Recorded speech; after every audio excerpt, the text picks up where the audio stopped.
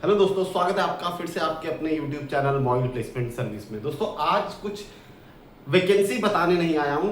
आज मैं आपको बताऊंगा कि अगर आप कहीं से गुड़गांव में जॉब सर्च करने आए हो या गुड़गांव में जॉब सर्च कर रहे हो या फिर अभी आप प्रिपेयर हो जॉब के लिए या आप कुछ ऐसा देख रहे हो कि मेरे को शिफ्ट होना है गुड़गांव, पर मैं कैसे जाऊं, कहाँ रहूंगा, कैसे वैकेंसी सर्च करूंगा, किस टाइप की जॉब सर्च करनी है, क्या क्या मुझे प्रिपरेशन करनी है, तो उस पे मैंने एक टॉपिक बनाया है। बहुत ही हेल्पफुल रहने वाला है उन कैंडिडेट्स के लिए जो अभी गुड़गांव में आ रहे हैं या गुड़गांव में प्रेजेंट टाइम पे हैं या उनको एक्चुअल जॉब नहीं मिल रही है या वो जॉब सर्च कर रहे हैं या उन्हें किसी भी तरीके की कोई परेशानी हो रही है जॉब सर्च करने में।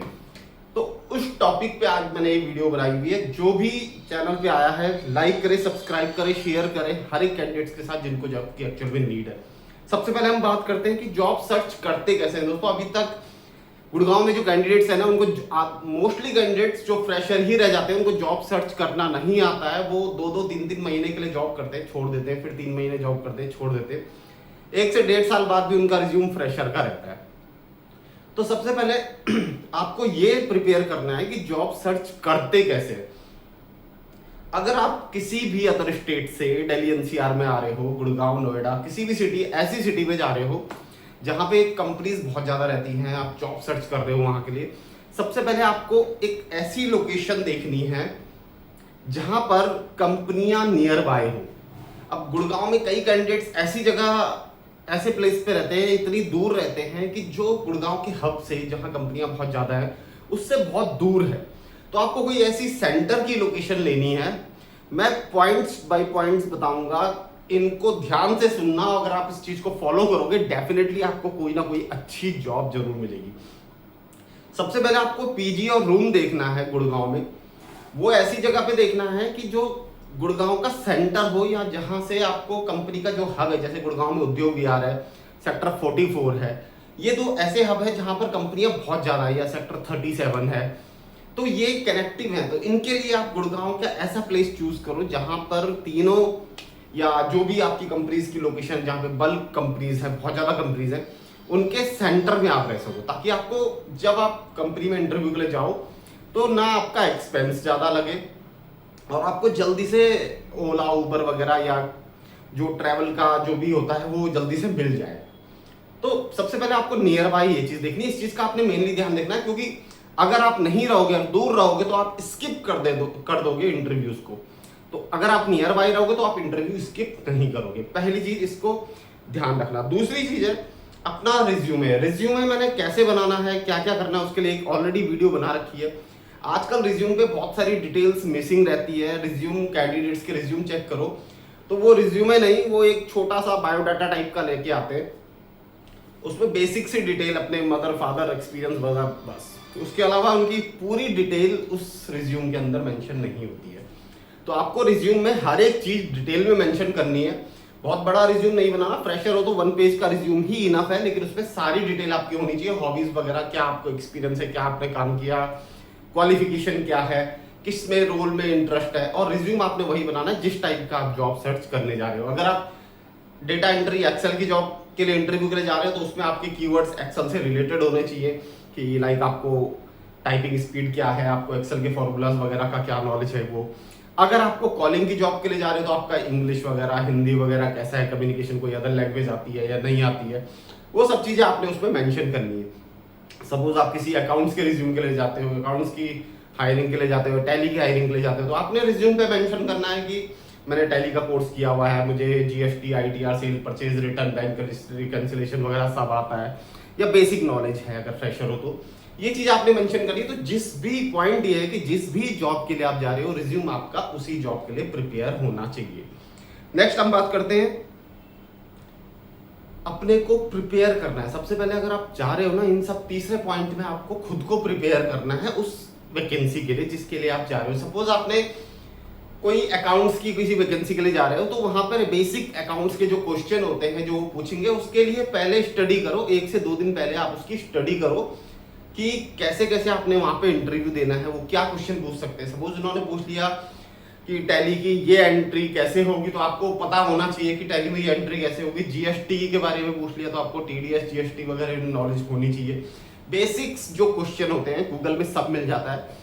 Basic HR question for accountant या basic HR question for Tally executive, ये आप सर्च करोगे ना ऐसे कीवर्ड्स तो आपको बेसिक से 8 से 10 क्वेश्चन मिल जाएंगे। वो आपकी एक सेल्फ एनर्जी को क्रिएट कर लेंगे वहां पे, जहां पे वो जो आपका सीनियर होगा, जो आपके एचआर होंगे, वो आपसे क्वेश्चन पूछ रहे होंगे, तो वहां पे आपके लिए बहुत ईजी हो जाएगा आंसर देना, अगर आपने प्रिपेयर करा हुआ है तो।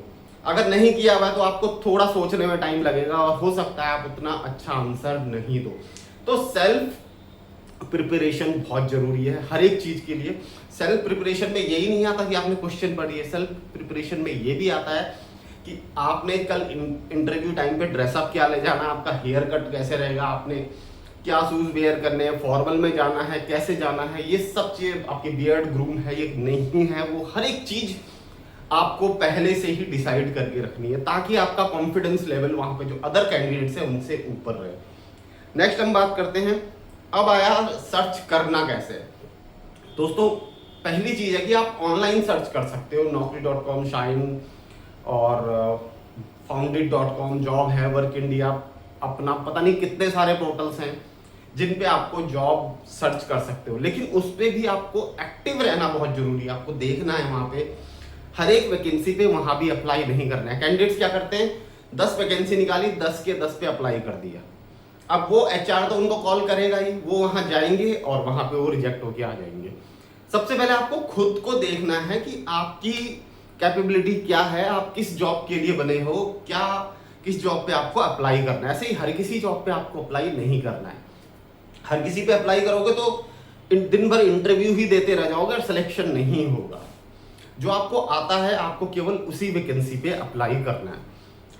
अब ये आपने ये चेक करना है, जो भी आप पोर्टल पे अप्लाई कर रहे हो उस पे ये चेक करना है कि आपके लायक कौन कौन सी जॉब है। अगर उसमें आप इस इंग्लिश स्पीकिंग हो और हिंदी वाली जॉब है तो क्यों अप्लाई करना है, उस पर मत करो अप्लाई, क्योंकि आपको हो सकता है कि बेटर मिल जाए। अगर आप केवल हिंदी स्पीकिंग हो तो गुड इंग्लिश वाली वैकेंसी पे बिल्कुल अप्लाई मत करो, क्योंकि वहां जाओगे तो आप रिजेक्ट हो जाओगे। ये कुछ पॉइंट्स हैं, इनसे क्या होगा, कई कैंडिडेट्स बोलेंगे कि मैं वहां जाऊंगा मेरे को नॉलेज मिलेगा कैसे इंटरव्यू क्रैक होता है। हाँ वो आप जा सकते हो, 1 से 2 इंटरव्यू दो, लेकिन हर एक इंटरव्यू में जाने की जरूरत नहीं है।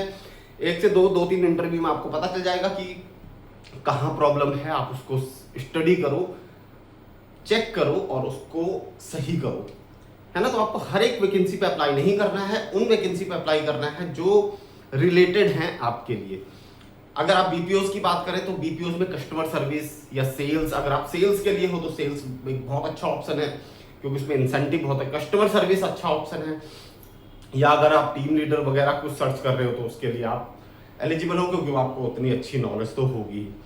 नेक्स्ट हम बात करते हैं, अगर आप वॉक इन कहीं पे जा रहे हो, ऐसा होता है कि जैसे एक फ्रेंड ने बोल दिया यार वहां पे इंटरव्यू चल रहे हैं चलो, और सारे के सारे फ्रेंड्स वहां पे इंटरव्यू के लिए चले जाते हैं और रिजेक्ट होके आ जाते हैं। सिलेक्शन 1 या 2 का होता है। सबसे पहले आपको जो चेक करना है कि वहां पे चल क्या रही है वैकेंसी, है ना। ऐसा नहीं होना चाहिए कि आप जा रहे हो अकाउंट्स की प्रोफाइल के लिए और वहां पे चल रही है आईटी की प्रोफाइल, आप जा रहे हो टेली कॉलिंग के लिए वहां पे चल रही है, आप जा रहे हो कस्टमर सर्विस के लिए वहां पे चल रही है सेल्स की प्रोफाइल, और आप वहां पे गए, आधा इंटरव्यू दिया, आपको पता चला सेल्स है, आप चल दिए वहां से आधा इंटरव्यू छोड़ के घर। तो अगर आप चले गए हो, पहले उस इंटरव्यू को पूरा देना है, समझना है उस चीज को कि आप कर सकते हो सकता है वो ऐसी वैकेंसी हो कि आप उसको कर सको और आपसे रिलेटेड हो, तो आपको ये भी चेक करना है। तो अगर कोई इंटरव्यू के लिए जा रहा है तो उससे पूछो कि यार वहाँ पे किस टाइप की वैकेंसी है, एचआर से पूछा या नहीं पूछा, क्योंकि कई कैंडिडेट ऐसे होते हैं कि उनको पता चलनी चाहिए वैकेंसी है, वो सब वहाँ पे चले जाते हैं, 2-4 को और लेके जाते हैं, बाकी शाम को सब रिजेक्ट होके आ जाते हैं। तो आपको पहले पता होना चाहिए वहाँ पे क्या हायरिंग चल रही है, जहाँ पे भी वॉक इन वगैरह का आपको पता चलता है, फिर आपको वहाँ पे जाना है प्रिपेयर होके।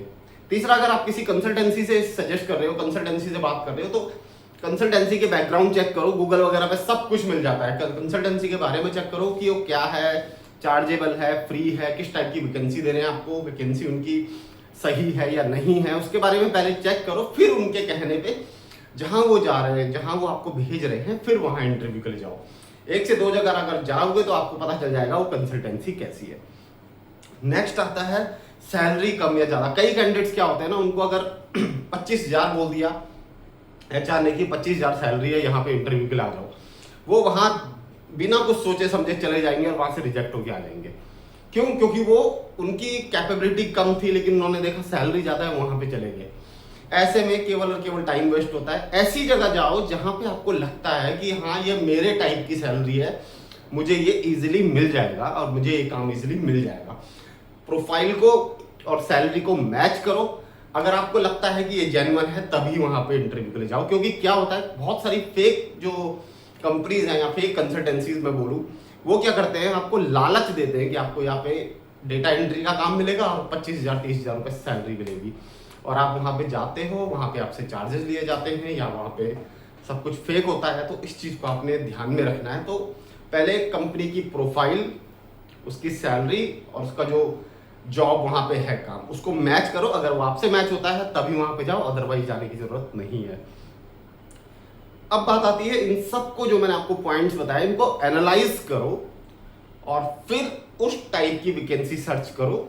आपको डेफिनेटली वहां पर जॉब जरूर मिलेगी।